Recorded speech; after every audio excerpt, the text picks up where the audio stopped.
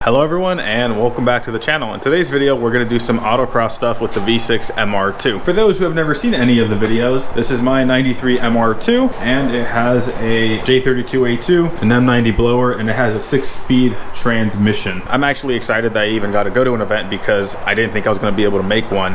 So the fact that I was able to is something I was very excited for. But because it was so last minute, of course things didn't go that well. About 2 hours before registration closed, I actually had the car in pieces because the end link tab, or like where it mounts to, actually bent. For this event I ended up just actually disconnecting the sway bar because of that. I fortunately was able to make it because it's a really simple thing to disconnect the sway bar, and then I cannonball just a little over an hour away to make it to the event. I actually had plans to change out the rear sway bar of the car. Things ended up working out because it was something that I wanted to try anyways. I'm sure some of you guys are pretty curious to see how the car behaved without the sway bar installed. We'll just hop right into those driving videos.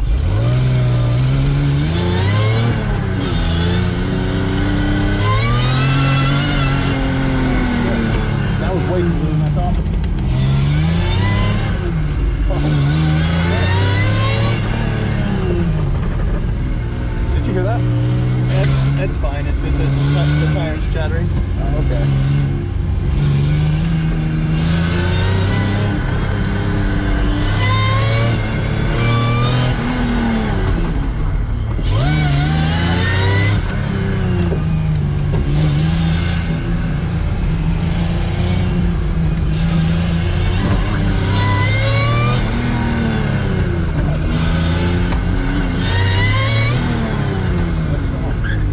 For the first run, I essentially was just really sketched out or being hypersensitive, and I think like part way through it, you could actually hear me say like, oh, what's that noise? But it was just the tires chirping. And what really had me on edge was just the fact that, you know, I'd taken the car apart and then just threw it back together. And in my head, I was like, did I miss anything? Did I not? It turns out I didn't miss anything and everything was fine.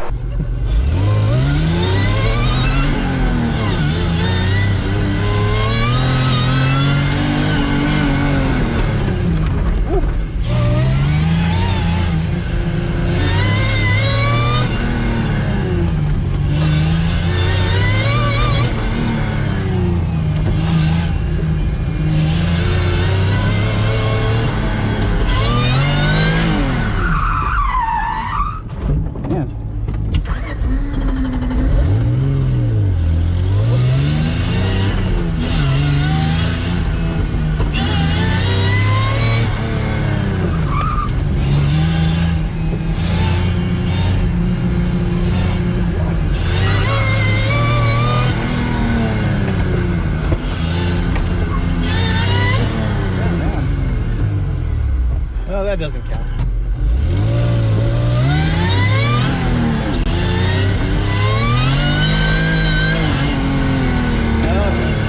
Huge difference. You got it. Is it too soft? Or is it? Don't lighten them up.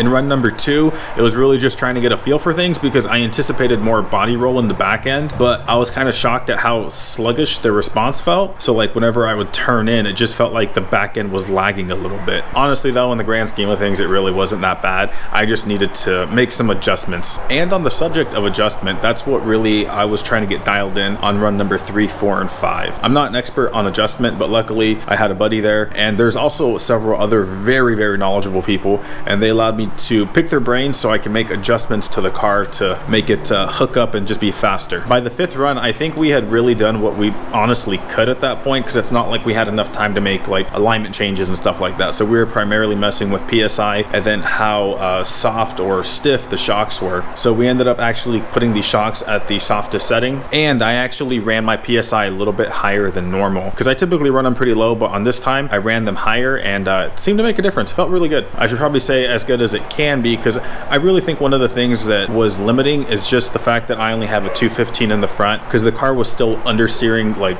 really bad, and that was something that I kept fighting. I honestly think the biggest thing I can do moving forward is go with a different like tire setup, because in the back I have RS4s, which are 200 tread wear tires, but in the grand scheme of things, they're not like the stickiest tires. What they're really good at is like wearing well, or maybe a better way to put it is that they last a long time, which is awesome because if you're on a budget like me, you know, you want a tire to last a while. I do really want to start pushing the car and going even faster, so that's something I'm going to have to address. And then in the front with the 215, it's a Federal 595 RS Pro or RSRR or something like that. But my issue there is it's 215. It's super, super tiny. I'm hoping to go bigger in the front. The thing is though, I want to do things in baby steps, and I don't want to go like full tilt and just tear up the car yet. I don't have an issue cutting it up, but I want to keep things simple. So I'm going to go with the bigger tire size over this winter. I just don't know what yet. Overall, my biggest takeaway of the day was probably the fact that I think it is time to start making adjustments to the car, because over the last year, I kept saying I want to leave the car alone for the most part and like focus on me as a driver.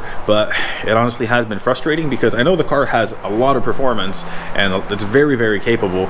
It's just very peaky and it's hard to like attain that performance, you know? I do acknowledge I still have a long way to go, but I honestly think that this is going to be a good step in me developing as a driver, the car developing, and just another step forward in the journey. Anyways, that's all I really got for this video. I do kind of wish I went more in depth, but I actually haven't reviewed the footage. I don't know if I mentioned that earlier. Just been really busy more than anything, and I'm just kind of telling you guys things like how I remembered them like in hindsight. Thank you guys for watching, and I'll see you guys in the next video.